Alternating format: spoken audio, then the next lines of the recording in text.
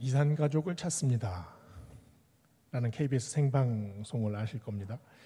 1983년 6월부터 시작을 해서 200일 가까이 생방송으로 진행이 됐습니다. 이게 생방송으로 기네스북까지 오른 프로그램입니다. 6.25 전쟁으로 수많은 사람들이 헤어졌죠. 근데 그때 주민등록증도 제대로 되어 있지 않았습니다. 인터넷이 있을 리가 없지 않습니까? 30년이 지났어요.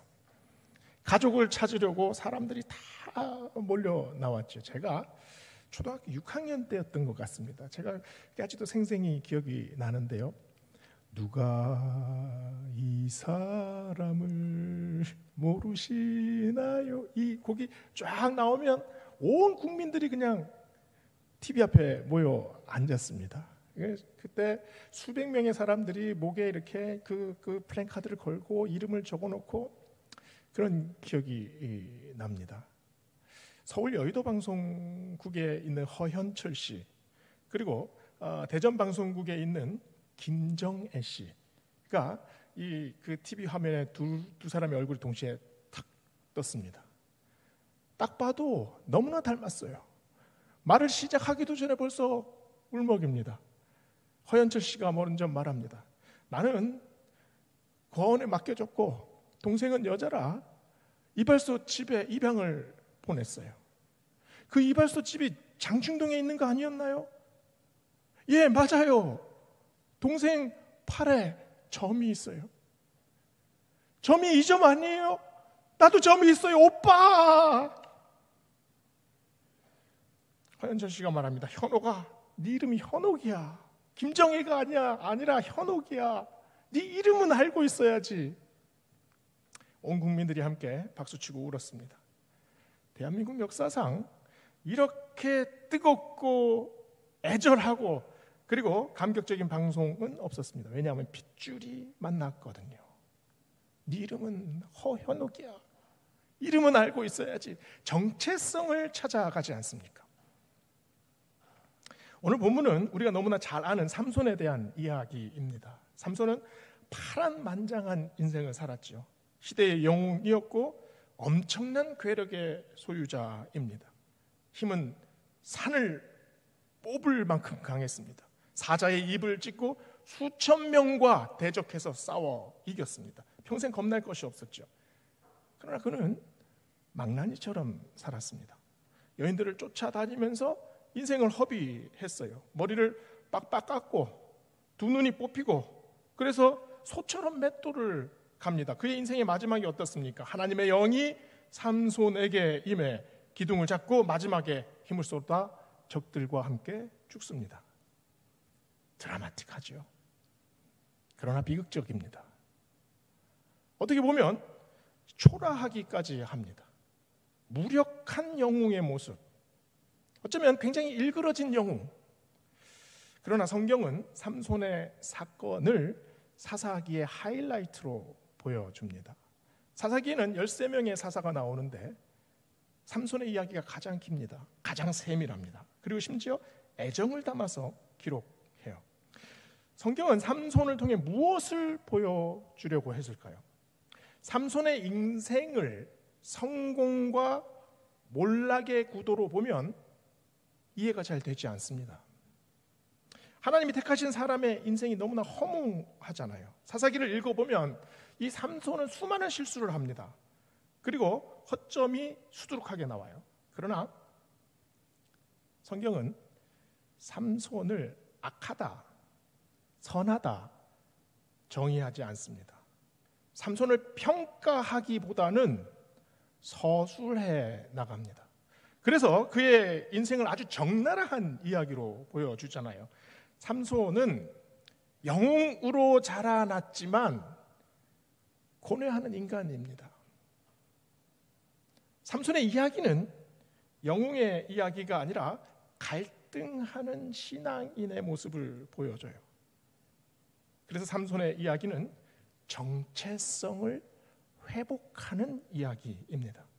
삼손을 보면 굉장히 많은 질문이 떠오르지 않습니까? 한 사람의 신앙이 어떻게 세워지는가? 그 사람 안에 숨겨져 있는 약점과 비밀과 그리고 수치와 그리고 고질적인 문제 또 절망, 그건 무엇인가? 그 사람의 갈등, 그것을 어떻게 해결되는가? 어떻게 정체성을 점점 찾아가게 되는가? 그래서 삼손의 인생을 파헤치면 거기서 우리의 인생을 만나게 됩니다. 삼손의 가장 큰 특징이 뭡니까? 역발산 기계세의 파워, 하나님이 부여하신 무지막지한 힘, 역사상 가장 강력했던 남자. 누구나 삼손을 떠올리면 초인적인 그 힘을 떠올리게 됩니다. 그러나 삼손이 처음 잉태한 소식을 받았을 때, 그때 부모에게 한 말씀이 있습니다. 13장 5절에 나오죠. 보라, 네가 임신하여 아들을 낳으리니 그의 머리 위에 삭도를 대지 마라. 이 아이는 태에서 나옴으로부터 하나님께 바쳐진 나실인이 됨이라. 그가 블레셋 사람의 손에서 이스라엘을 구원하기 시작하리라. 힘에 대한 말씀이 전혀 없습니다.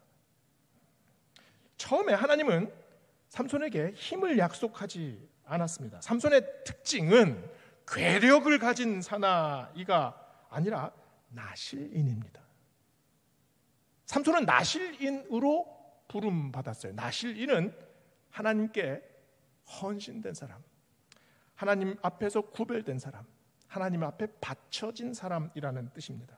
하나님은 이 나실인 삼손을 통해 이스라엘을 구원하시려고 작정하셨습니다. 그래서 그 계획을 실현하기 위해서 삼손에게 힘을 주셨어요. 삼손의 정체성은 힘이 아니라 나실인입니다. 하나님의 섭리에 삼손의 힘이 필요했을까요? 기드온은 나약한 사람이었는데 그 나약한 기드온에게 항아리하고 횃불만 줘서 미디안을 이기게 하십니다. 모세에게는 지팡이 하나 달랑 줬습니다. 요셉은 노예로 팔려갔는데 아는 사람이 아무도 없었어요. 홀로 노예로 끌려간 그 작은 아이를 통해 수많은 사람을 구원하시지 않습니까? 사무엘은 아무것도 모르는 어린아이였지만 하나님께서 사무엘을 통해 역사하십니다. 도망가던 선지자 요나를 붙잡아서 하나님의 뜻을 기어코 성취하시지 않습니까? 그 무식했던 어부들, 심지어 복음에 대적했던 바울을 변화시켜서 하나님이 사용하시는 그릇으로 만드십니다. 하나님이 삼손에게 정말로 원하신 게 뭘까요? 강력한 힘을 발휘하는 것, 그것을 하나님께서 원하셨을까요? 힘은 그가 받은 은사이고 달란트일 뿐입니다. 절대적인 게 아니라는 거죠. 부차적인 겁니다. 하나님이 정말로 원하셨던 것은 나실인의 정체성입니다. 나는 누구인가? 나는 어떤 인생을 살아가야 하는가? 이 정체성으로 그 시대를 밝히기를 원하셨습니다. 삼손이 살았던 시대는 정말 어두운 시대였습니다. 삼손 전에 입다라는 사사가 있었죠. 암몬에게 18년간 압제를 당했습니다. 삼손이 태어나기 전에 이미 블레셋이 40년간을 이스라엘을 지배하고 있었어요. 삼손의 히브리 발음은 쉐무숀입니다. 근데 이 뜻이 어디서 왔냐 하면 태양이라는 쉐메시라는 단어에서 나왔어요. 삼손은 어두운 세상에서 태양을 향해 달려가는 자, 그 인생이 하나님의 은혜를 받아 빛을 발하는 인생, 그게 쉐무숀, 삼손의 이름입니다. 태양의 정체성이 뭡니까? 태양은 뜨기도 하고 지기도 합니까? 태양은 지지 않습니다. 지구가 돌 뿐이지요. 예수님은 너희는 세상의 빛이다 말씀하셨습니다. 에베소서 5장 8절은 너희가 이제는 주 안에서 빛이라, 빛의 자녀들처럼 행하라 말씀합니다. 그런데 오늘 말씀 속에 나오는 삼손은 빛으로 살아갑니까? 삼손이 지금 어디에 있습니까? 소래 꼴짝이 깊은 소래 꼴짝이라는 동네에 들릴라의 안방에 누워 있습니다. 삼손의 여성 편력은 대단합니다. 사사기 14장에 보면 그 딥나의 여인 때문에 내기에서 지죠. 그 내기 빚을 갚기 위해서 사람 30명을 죽입니다. 오늘 말씀 16장의 그 첫 부분에서도 보면 가사의 기생집에서 비명 행사할 뻔했습니다. 그래서 성 문짝을 띄워가지고 이렇게 살아나지 않습니까? 들릴라가 벌써 세 번째입니다. 성경에 나오는 삼손과 연관된 사건들을 자세히 한번 보세요. 여인과 연관이 되어 있지 않은 사건이 하나도 없습니다. 예외가 없어요. 이스라엘의 사사가 주색 잡기에 빠져들었습니다. 이쯤 되면 정신 차릴 법도 한데 끝없이 어둠 속으로 빨려 들어가는 삼손의 모습을 봅니다. 삼손이 타고난 호색한이기 때문입니까? 타고난 호색한은 없습니다. 뒤틀리고 왜곡된 경험이 있을 뿐이죠. 나실인 삼손, 하지 말아야 할 것이 너무나 많습니다. 금지하는 이유를 알지 못할 때, 그 금지하는 내용을 수긍하지 못할 때 사람은 이게 청개구리가 되어 버리지 않습니까? 그 양귀자 씨가 쓴 소설 제목 중에 나는 소망한다, 내게 금지된 것을, 뭐 이런 소설 제목도 있지 않습니까? 14장 3절을 보면은요, 삼손이 이방 여인 그 딥나의 여인과 결혼하려고 할 때 부모가 반대합니다. 우리 백성 중에 어찌 여자가 없어서 블레셋 여자와 결혼하려 하냐? 그러자 삼손은 막무가내로 자기 주장을 펼칩니다. 이방 여인과 결혼하겠다는 거죠. 이방 여인만 보냅니다. 왜 자꾸 삼손이 어긋날까요? 나실인에 대한 반발 심리가 있지 않았을까요? 아주 어릴 때부터 교회를 다닌 모태 신앙을 가지신 분들은 이런 말씀 많이 들었을 겁니다. 네가 태중에 있을 때부터 엄마가 기도했어. 너는 하나님께 바쳐진 아이야. 사춘기 때 이 말을 들으면 가슴이 답답해집니다. 뭐 다른 사람 예를 들 것 없이 제가 그랬습니다. 저는 새벽 예배, 그리고 그 주일 토요일 날에는 또 학생 예배, 또 주일학교 교사, 그리고 주일 예배 드리고, 그다음 고3 때도 수요 예배에 참석했어야 했어요. 이게 교회 안에, 집 안에 교회가 있었습니다. 뭐 도망갈래야 도망갈 틈이 없습니다. 대학을 들어가서 기숙사에 들어왔는데, 야, 이게 참 진짜 자유구나. 천국이 따로 없더라고요. 이게 어떻게 됐을까요? 여러분이 예상하는 대로 아주 그냥 집 나간 탕자처럼 살았습니다. 삼손에게 나실인 규례는 아마 결박이었을 수도 있습니다. 원래 나실인의 서약을 하면 기간이 정해져 있습니다. 일주일이면 일주일, 한 달이면 한 달. 그런데 삼손에게는 기간이 정해져 있지 않습니다. 평생 나실인으로 살아가야 합니다. 자기가 서원한 게 아니지 않습니까? 보면 하나님께서 정권적으로 선택하셨어요. 부정한 것을 먹어서도 안 되고 봐서도 안 됩니다. 만져서도 안 되죠. 포도나무에서 난 것은 포도 말린 것이라도 먹으면 안 됩니다. 그러나 삼손은 그 구별과 경계를 보란듯이 넘어들어요. 아주 국경을 넘어서 블레셋 지방을 휘젓고 다니지 않습니까? 그리고 이방 여인들하고만 결혼하려고 하고 계속 상대를 합니다. 시체를 만지면 안 되는데 이 말라빠진 사자의 시체에 꿀을 그냥 손으로 떠가지고 벌컥벌컥 마시는 삼손의 모습이 나오잖아요. 그런데 모든 나실인 규례 중에서 유일하게 지킨 규례가 하나 있죠. 뭡니까? 자기 머리카락은 자르지 않아요. 왜 그렇습니까? 나실이는 싫어요. 나신으로 살 자신은 없습니다. 그러나 힘을 잃기는 더 싫습니다.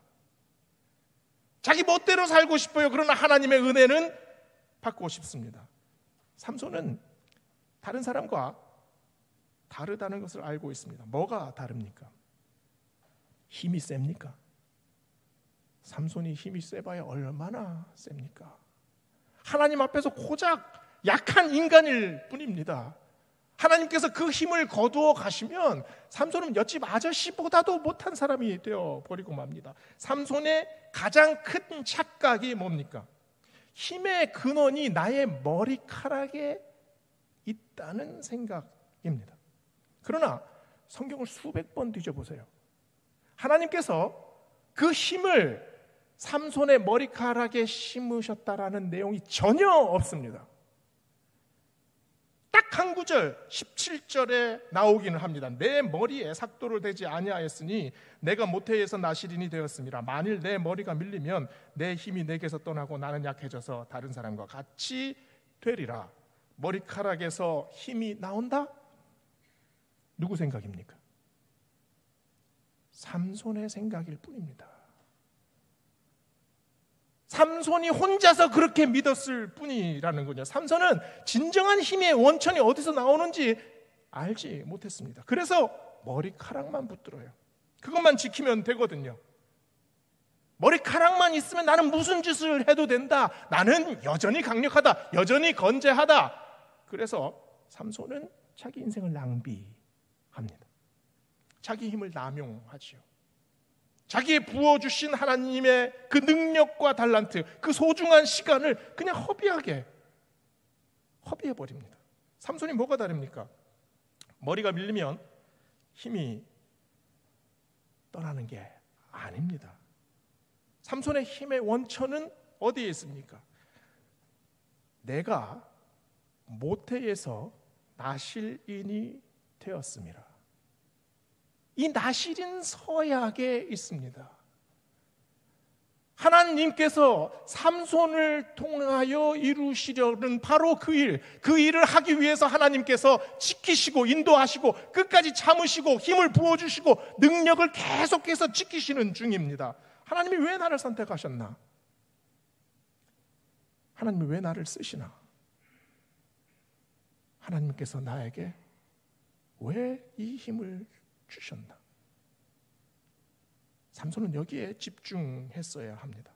머리카락은 그야말로 수단일 뿐이잖아요. 허리우드의 그 블록버스터 영화들 보면 뭐 수많은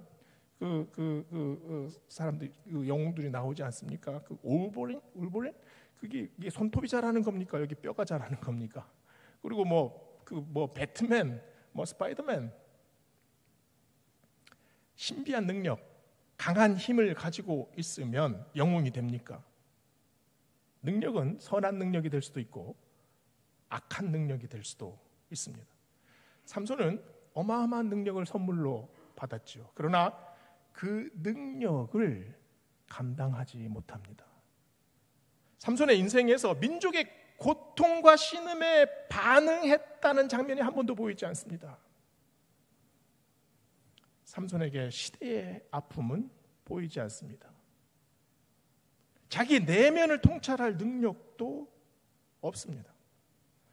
그저 자기 능력보다 강한 욕망에 사로잡혀 있을 뿐이었죠.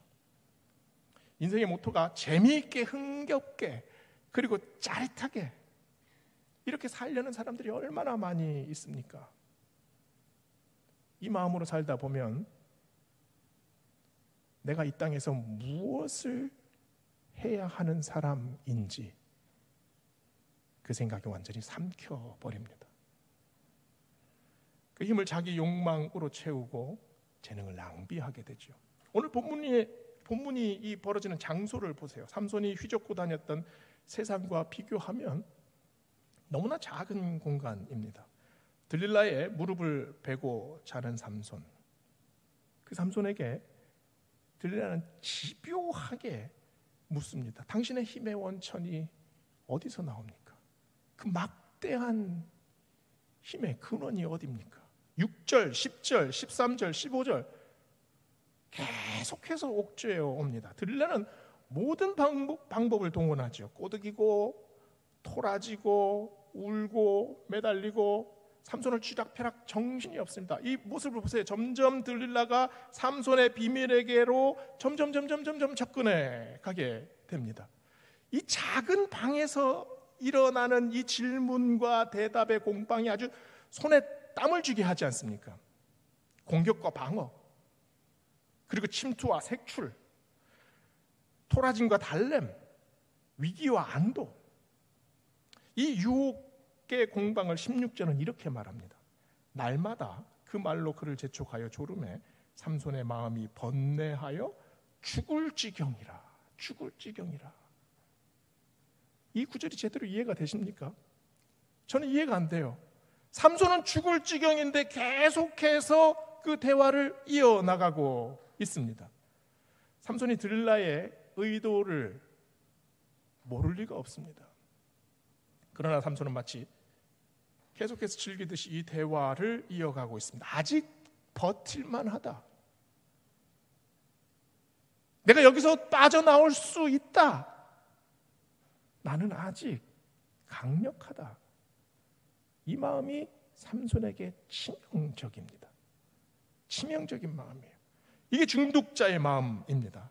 삼손은 들릴라에게 중독되어 있습니다. 마치 이게 마약과 같은 모습이에요. 바늘이 피부를 뚫고 들어가면 돌이킬 수 없습니다. 갈등하지요. 아주 강력하게 저항해요.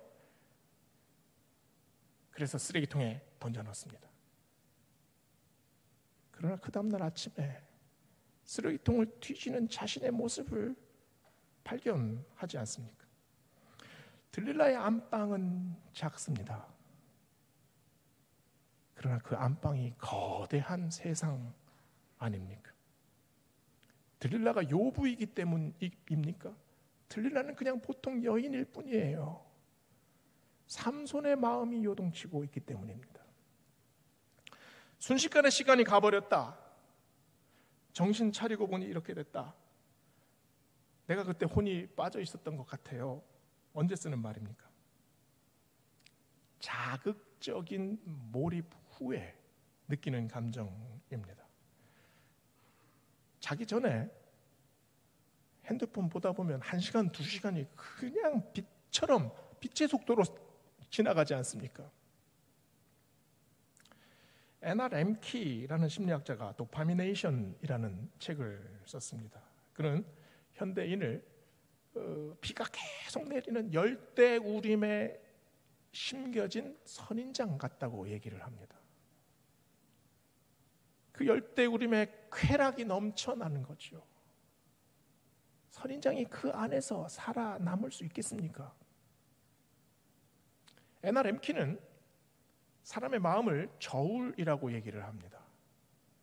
그래서 쾌락과 고통을 이 평형을 유지하는 저울이라고 얘기를 해요. 근데 강력한 쾌락이 확 밀려오면 이 저울이 확 기울지요. 근데 한번 그 쾌락의 저울이 기울면 그 쾌락의 강도는 점점 약해집니다. 왜냐하면 지속적으로 반복적으로 이 쾌락의 메커니즘이 점점 약해지는 거예요. 그래서 이 기준을 맞추기 위해서 이 쾌락이 고통이 되어버립니다. 나중에는 이 쾌락의 시간이 그냥 고통스러워질 때가 있어요. 그럼 어떻게 됩니까? 더 자극적인 것, 더 강력한 것, 그걸 찾게 되지 않습니까? 삼손이 죽을 지경이 되어도 들릴라를 용인하고 받아주는 이유가 어디에 있습니까? 더 큰 쾌락과 자극 속으로 들어가려고 합니다. 사람들은 술을 마시면 끝장을 보려고 합니다. 도박을 하면 몇 날 며칠 도박에 빠져듭니다. 쇼핑을 하면 옷장 안에 포장을 뜯지 않은 옷이 그대로 있는데도 계속해서 사지 않습니까? 포르노에 탐닉하면 하루에 가장 중요한 일이 그게 돼버리고 맙니다. 어떻게 하면 이 지독한 쾌락의 기준을 낮출 수 있습니까? 나는 이런 것 없이도 행복했던 사람이야. 이 마음이 생겨나야 합니다. 오늘 본문 마지막을 보세요. 삼손의 힘이 다 빠집니다. 두 눈이 뽑힙니다. 쇠사슬로 결박당해요. 감옥에서 채찍을 맞으면서 맷돌을 돌립니다. 그러나 다시 머리카락이 자라납니다. 다시 힘이 세진다는 말입니까? 아닙니다. 정체성이 다시 자라난다는 말이지요.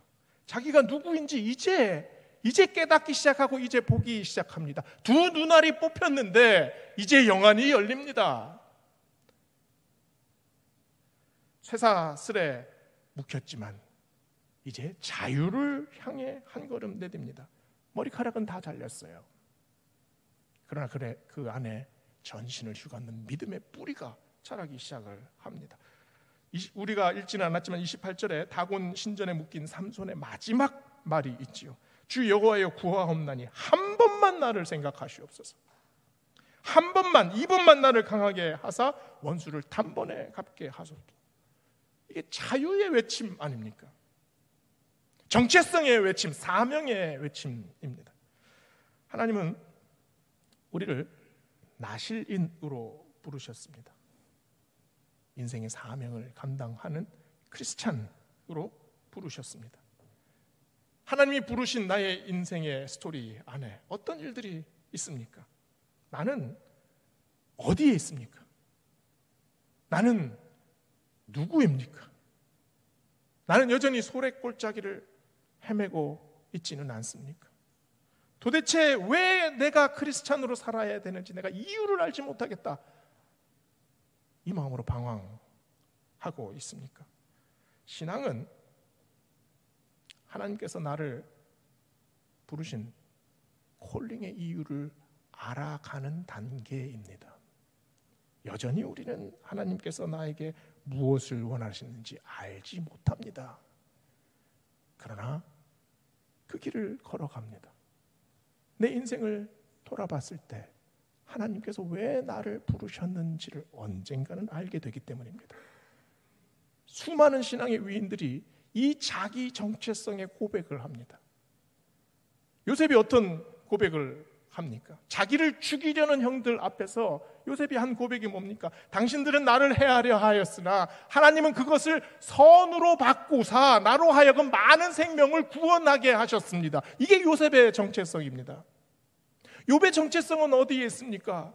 욥은 가족들을 다 잃었습니다. 가진 것 다 잃었습니다. 아무것도 남지 않았습니다. 하나님께서 그 잃은 것들을 다 회복시켜 주셨죠. 그러나 그걸로 만족이 됩니까? 죽은 자식이 있지 않습니까? 어떻게 있습니까? 그러나 욥기의 주제가 뭡니까? 욥기는 내가 소유한 것을 계속 유지하고 이 땅에서의 삶에 만족하는 것이 아니라 하늘의 시선에서 하나님께서 나에게 무엇을 원하시는지 새롭게 깨닫는 일입니다. 그래서 욥이 어떻게 고백합니까? 주께서 나를 단련하신 후에 내가 정금같이 나오리라. 이게 욥의 정체성 아닙니까? 세례 요한은 자신을 어떻게 고백합니까? 나는 광야에서 외치는 자의 소리다. 베드로는 내가 주를 사랑하시는 줄 주께서 아시나이다. 사도 바울은 나의 나 된 것은 하나님의 은혜로다. 이게 정체성 아닙니까?